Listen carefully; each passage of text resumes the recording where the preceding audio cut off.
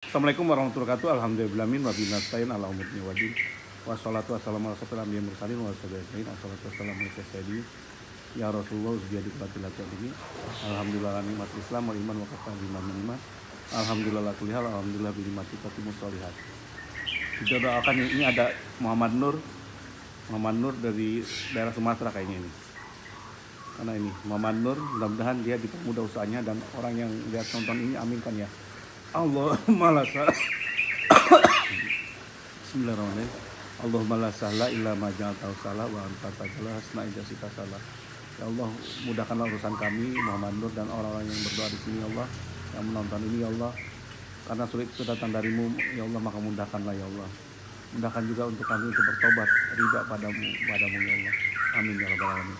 Allahumma inni ala zikrika wa syukrika wa husni ibadatika ya Allah. Berikanlah kami ya Allah hanya mendapat kenikmatan hanya untuk mengingat namamu ya Allah, dan bersyukur dan menjadi manusia yang selalu bersyukur ya Allah, dan menikmati ibadah kami ya Allah. Amin ya rabbal alamin. Ini hutang itu saya bacakan ya. Saya pada awal ini ke ribasolution@gmail.com ya. Saya pada awalnya buka kredit kur di Bank BRI meningkatkan usaha untuk car wash ya, cuci mobil. Jadi sebelumnya dia udah ada pencucian mobil, dia pinjam lagi ke bank. Nah, ini alasannya klasik gitu. Pinjam uang ke bank untuk meningkatkan bisnis gitu. Terus setelah berjalan kurang lebih 2 tahun saya top up. Nah, itu dia. Pasti kalau jalan tahun baik pasti Anda ditawarin top up dan Anda pasti ngiler gitu. Bukan Anda, saya juga termasuk seperti itu. Awalnya saya pinjam kredit itu berapa ya? Zaman 30 tahun lalu tuh, 28 tahun lalu tuh 1,5 miliar gitu. Top up naik 3 miliar top up terus saya akhirnya sampai muntah nggak bisa ini. Akhirnya kelilit ya, itu dia. Jadi siapa bilang pinjam ke bank, ada mungkin beberapa yang sukses tapi hampir 95% ya jeblak semua gitu. Termasuk salah satunya ini.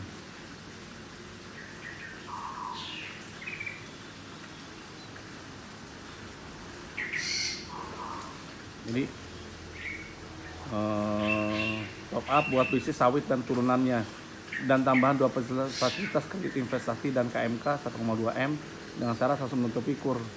Awalnya berjalan kurang lebih 1 tahunan. Kebetulan saya dapat kuota barang dari teman yang agak lebih saat itu, langsung bayar dengan semua modal yang ada dan juga ada minjem modal teman.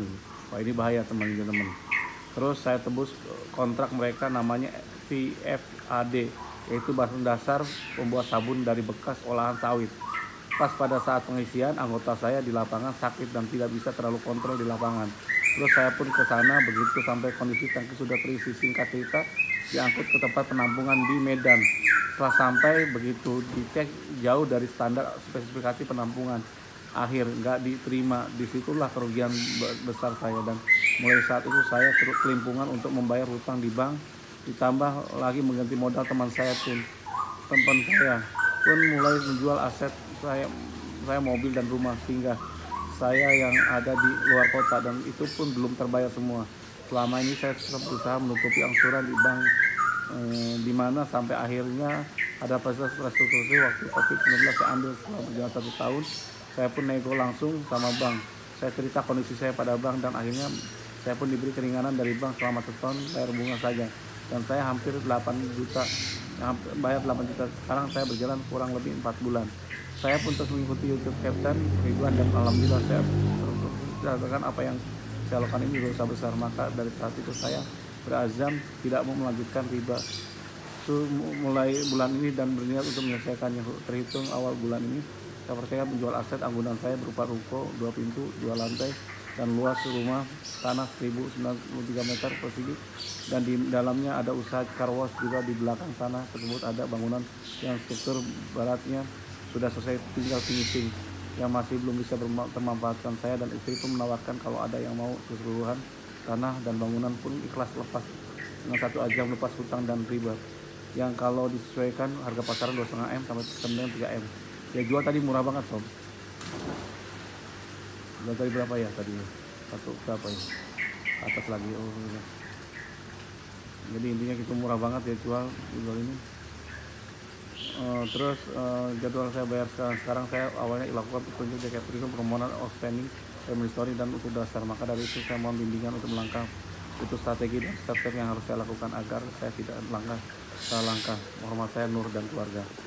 Jadi kalau Anda memang agak ribet segala macam-macam, ikuti aja, bisa program pendampingan boleh, pelunasan khusus boleh. Kalau pelunasan khusus kami yang negokan, Anda berbisnis gitu. Tapi ada syaratnya. Syaratnya apa? Anda harus nabung minimal, contoh pokoknya berapa ini, tabung selama 2 tahun atau setahun gitu. Di kami aman nggak, Insya Allah aman. Pakai nama apa? Tabungan Anda saya kerjasama dengan Bank Mandiri, pakai menggunakan virtual account. Jaminannya perusahaan yang saya bangun perusahaan wakaf, namanya PT Uber Sadar Kaya, 95% untuk wakaf gitu. 2/3 keuntungannya untuk wakaf gitu. Luar biasa nggak? Mudah-mudahan ini jadi barokah. Oke. Jadi apa yang Anda lakukan udah benar ya. Gini, kadang-kadang kita takut kehilangan harta gitu, segala macam-macam ketika ini. Saya contoh ya, saya aset saya dilelang 4M, 4,5M dilelang cuma 1 miliar, udah gitu nggak dapat duitnya lagi. Saya stres enggak, hilang nggak masalah gitu. Kenapa? Saya doa, saya berazam untuk riba, saya lawan terus gitu. Di bank pemerintah, lawan terus di pengadilan di mana-mana. Jadi intinya itu. Jadi saya berdoa sama Allah, ya Allah sekiranya ini saya hilang pun saya ikhlas kepadamu ya Allah. Asal kau lepaskan saya dari dosa ribanya dan kembalikan dalam bentuk 10 kali lipatnya gitu. Jadi itu yakin. Kalau kita pengusaha ya, meskipun aset kita hilang saat ini, nggak apa, jangan takut. Insya Allah kita bisa dapat lagi. Karena apa? Bisnis itu yang penting kan kita tahu way-nya. Contoh kita udah menjalankan 1 sampai step sampai 8 jadi pebisnis tingkat 8 gitu. Kita kan tahu step 1 naik apa, step 2 gimana, step 3, 4, 5, 6, 7 udah tahu jalannya. Bisa kaya lagi, gampang, mudah. Contohnya saya udah bangkrut segala macam-macam, udah minus lagi. Alhamdulillah Allah memberikan kekayaan saya lagi. Jadi bersyukur seperti itu. Jadi Pak Nur udah benar, kita minta family story outstanding untuk apa? Untuk kumpulkan data gitu. Data dibutuhkan untuk apa? 1 untuk negosiasi, kedua untuk bahan di pengadilan gitu. Dan ketika kita minta pun ada tanda terima dan bla bla dan yang lain. Ikuti stepnya SKDA gitu, segala macam-macam. Dan kalau Anda nggak mampu, cap saya sibuk segala macam, minta bimbingan. Bayar ikut pendampingan, ada biayanya apa, murah kok insya Allah gitu. Diskusi buat captain enggak gitu, buat apa, buat wakaf, saya udah cukup sob. Alhamdulillah rezekinya saya diberbayar ke saya tetapnya bayar doa terbaik Al-Fatihah sama salat Nabi. Adminnya SKD RSC kan butuh makan juga, mereka belum ini. Kalau SKD-nya, kalau mereka kuat kan SKD RSC tambah kuat, apalagi sekarang ada program Persus gitu. Jadi kita yang negokan, bantu nego, dan alhamdulillah banyak yang sukses sob. Jadi hampir 99% sukses gitu. Nggak sukses karena apa? Karena orangnya ngambil langkah sendiri gitu. Ya nggak apa-apa kan urusannya dia, masalah-masalahnya dia, kalau dia ngambil langkah sendiri ya monggo gitu. Jadi intinya seperti itu. Banyak orang kadang-kadang nggak paham. Outstanding payment story langsung belum olah pengadilan gitu. Salah. Pengadilan itu langkah terakhir sob. Tapi ketika ke pengadilan kalau kita ngikuti stepnya, kita udah dapat alat bukti dan juga saksi. Untuk menentukan apa? Untuk menentukan bahwa kita ini kooperatif. Kalau kita kalah di pengadilan gimana? Ya, karena memang pengadilan bukan jalan terakhir gitu. Jalan terakhir minta pada Allah gitu. Saya tidak pernah menggantungkan hidup saya ke pengadilan. Mau kalah mau menang gak ada urusan gitu. Yang penting apa? Yang penting ibadah ya. Ketika saya gugat pun itu niatnya bukan untuk menyulitkan diri saya dan yang lain, enggak. Untuk beribadah, jihad, fisabilillah. Karena ini harta yang sudah saya perjuangkan. Kalah pun saya nggak nyesel gitu. Karena saya yakin Allah akan ganti 10 kali lipatnya, dan saya minta doa bebaskan hutang riba saya dulu.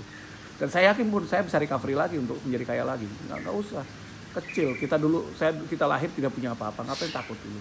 Jadi ketika Anda takut pada makhluk, Allah akan jauh dari kita gitu, akan melaknat kita. Jangan takut pada makhluk, jangan takut pada kerjaan, jangan takut kepada bank, jangan takut kepada DC. Takut kepada siapa? Pada Allah. Udah takut pada Allah, hilang semua udah. Ininya kecil semua. Hidup kita akan tenang. Ketika Allah nolong kita, apa yang dilakukan Allah, apa yang diberikan Allah, ketenangan, sikap healing, ketenangan dalam diri kita. Ketika kita udah tenang, luar biasa, semua masalah bisa kita atasi. Anda akan gagal nego, Anda akan gagal apapun, Anda akan kesulitan ketika Anda tidak tenang, ketika Anda panik gitu. Ketika panik apapun bermasalah gitu. Akhirnya apa? Melakukan tindakan pidana. Ini apa? Bukan kasus perdata tapi masuk ke pidana. Demikian dari saya. Kalau salah saya banyak salahnya, kalau orang banyak orangnya. Wabillahi taufiq wal hidayah. Wassalamualaikum warahmatullahi wabarakatuh.